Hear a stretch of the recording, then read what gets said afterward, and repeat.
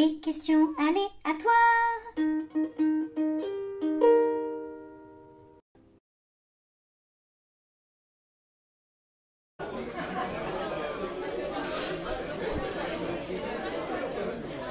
Possèdes-tu un objet porte-bonheur, un gris-gris?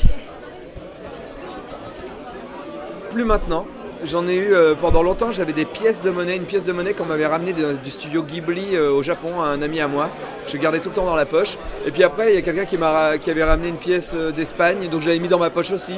Et puis après, j'étais revenu d'Angleterre et une fois des États-Unis, et j'avais gardé des pièces et je commençais à avoir de la monnaie inutilisable, et au bout d'un moment j'ai laissé tomber, et pendant très longtemps j'avais un bracelet que j'avais gardé, mais c'est vrai qu'aujourd'hui en vieillissant j'ai perdu ce truc de...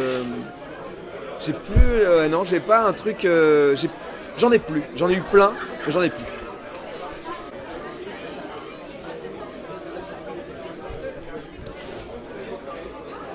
Te souviens-tu de la première BD que tu aies lue?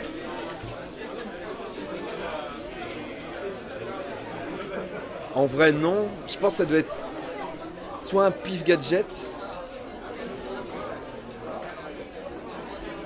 un Astérix, sûrement Astérix.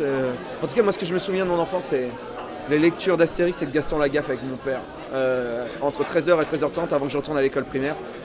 Et je savais pas lire. Et mon père me lisait les BD.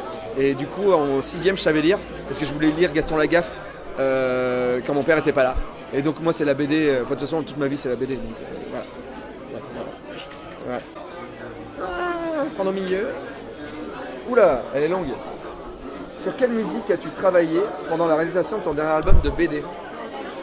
Alors il faut savoir qu'il y a des gens dans le monde qui sont perturbés par la musique. C'est-à-dire qu'il y a des gens qui n'aiment pas forcément la musique. Il y a des gens qui n'ont pas d'oreille. Il y en a qui ont l'oreille absolue. Moi, j'ai l'oreille dissolue, personnellement. Donc, ça veut dire que la musique me perturbe. Alors, je ne sais pas si j'ai un côté Asperger, mais vous savez, le son qui se répète, pam, pam, pam, impossible de travailler. Je ne peux pas travailler en musique. Bon, c'est un peu faux parce que Renaud vient de sortir une nouvelle chanson et je crois que j'ai écouté 5 fois la dernière chanson de Renaud en dessinant La Petite Mort tome 4. Voilà. Mais en vrai, normalement, je travaille devant Énergie 12 ou W9, des belles chaînes de merde, avec des ch'tis, avec des anges de la télé-réalité qui disent des grosses conneries. Du coup, j'ai un son ambiant, mais qui n'est pas répétitif, et du coup, je peux travailler. Et quand j'écoute de la musique, c'est de la musique à texte, parce que la musique ne me parle pas, mais les mots me parlent. Donc du coup, j'écoute Renaud, j'écoute Brel, j'écoute Volo, j'écoute Stupéflip, j'écoute des gens qui ont des trucs à dire.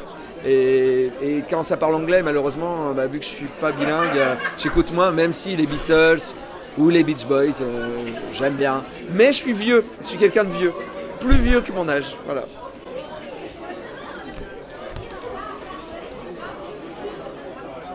Comme ça, spontanément, alors que je l'ai lu pendant 1 heure, comme qui t'époustoufle en dessin? Guillaume Bianco, Larsenet, parce que Larsenet, voilà, en dessin, j'ai envie de dire plein d'auteurs, scénaristes, tu vois, Lewis Trondheim, j'ai envie de dire des trucs comme ça. Qui c'est qui m'époustoufle en dessin? Putain, je suis sûr qu'il y a des trucs qui m'ont... Mais il y a des noms, et ça... Ah, c'est dur. Franquin, Gottlieb, Uderzo, même si...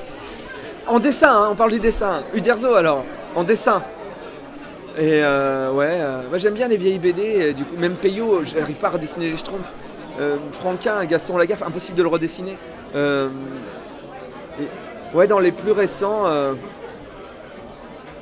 Blin. C'est le mec qui arrive à dessiner un champ de blé et t'as l'impression qu'il y a du vent dedans alors que c'est une BD quoi. Blin. Blin.